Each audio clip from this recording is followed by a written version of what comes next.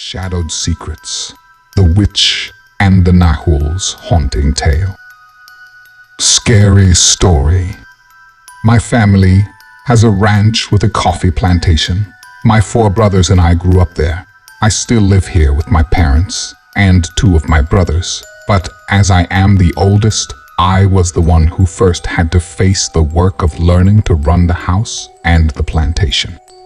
My father taught me everything he knew, even the superstitions we have in the countryside. The truth is that if you see and feel more things than in the cities, my grandmother said it was because their people are too distracted by other things to notice what is around them. I do believe a lot in what people say, although it wasn't always like that. When I started working with my dad, all those superstitions seemed like old people stuff. But then the Nahual and the witch happened. At that time, some repairs were being made to the house, and also my dad had acquired more land to grow coffee, so there were more workers than usual. I remember that there was one who had a phobia of goats, and by chance, he always found one on his way home after work. But in general, that man did not seem a strange person or anything like that. One day that same worker did not go to do his work. It seemed strange to us because we expected that if he had had some inconvenience, at least he would take the trouble to let us know. But it was not like that. The whole day passed and nobody knew anything about him until the evening we received the visit of 2 colleagues who had the closest houses to ours. They asked to talk to my dad. They said it was a serious matter of life or death. He let me be in this improvised meeting, but I did not expect to hear what they came to tell us. They were convinced that there was a Nahual living among those lands. In principle, they said they had nothing against those creatures. But the problem was that the animal got into their crops and damaged a great part of their products. Besides, it left them a curse so that the rest of their harvest would be deficient, and they would have to sell it for a much lower price than usual. My father asked them why they were so sure that a Nahual was the cause of that. Then they both agreed that they had been seeing a creature with the face of a coyote, of a monstrous size, and with parts of a man. He told them that until that day, we had not seen anything perished, nor had we had a problem with our coffee production. Then the 2 men revealed what they really wanted to tell my father. They were convinced that the Nahual was one of our workers, since he was always seen hours after we finished our workday, and it seemed too much of a coincidence that ours was the only territory that had not been affected. My dad tried to talk some sense into them, but one of them told him that he knew that one of his employees had been accused years ago of being a kind of sorcerer and of using black magic. I had no idea what they were talking about, but from my father's expression, it was evident that he did know.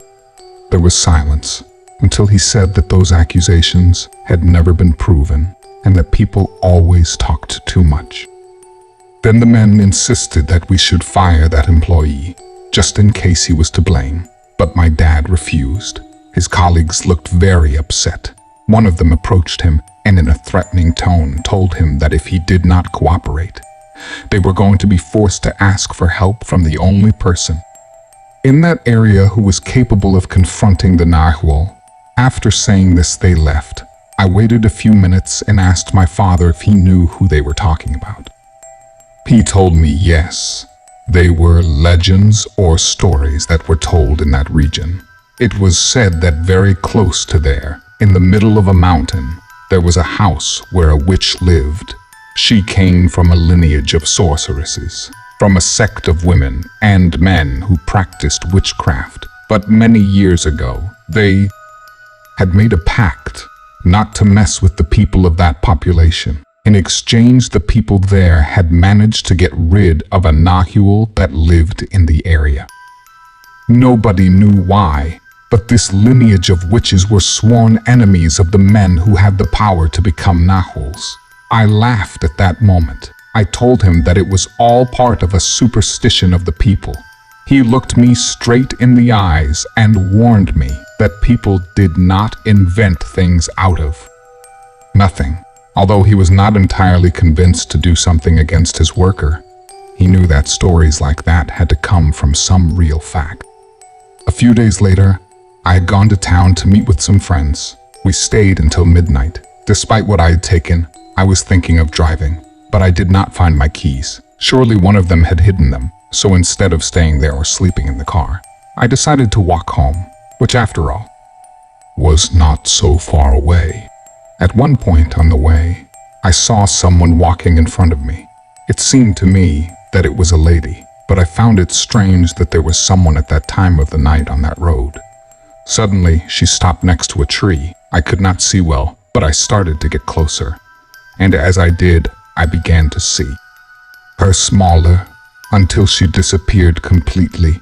As soon as I reached the place next to the tree, I looked everywhere, trying to find the stranger. But instead, I noticed that there was a white goat on the other side of the road. The Witch and the Nahual horror story. At that moment, I thought it was kind of funny. I kept walking and noticed that the animal was following me. However, I was happy and relaxed because of the night I had just spent with my friends. So I didn't see anything wrong with finding an animal in the middle of the night. The goat followed me until I got home, and after that day, I continued to see it from time to time among the crops when the sun had gone down. A week later, I was looking for my father, but I could not find him. I asked my mom for him, and she told me that he had gone out. She looked a little worried, so I insisted her to tell me where he had gone. In the end, she told me that he had met with colleagues who had gone days before to talk to him about his employee, whom we had not seen since that day. We waited a little over an hour until my dad came back. It was not yet dark. He was in a hurry and told me to leave soon because we had to go somewhere. I left right away. I drove as fast as I could where he indicated, until at one point I started to see a lot of people walking in the opposite direction to ours. I asked him where we were going, but he didn't answer me anything. After a couple of kilometers, we arrived to a place where there was a lot of smoke. It seemed that there had been a fire. We got out of the car, and I saw the two colleagues with whom we had talked days before. One of them approached my dad and told him that this was the best decision. I began to understand where we were when I saw the remains of what seemed to be a small house. The roof had burned, and there was ash all over the place. It was very difficult to breathe. We had to cover our mouth and nose with the clothes we were wearing to avoid choking. Then, in what seemed to have been the door, I saw an animal. I was not sure, but it seemed to me that it was a goat.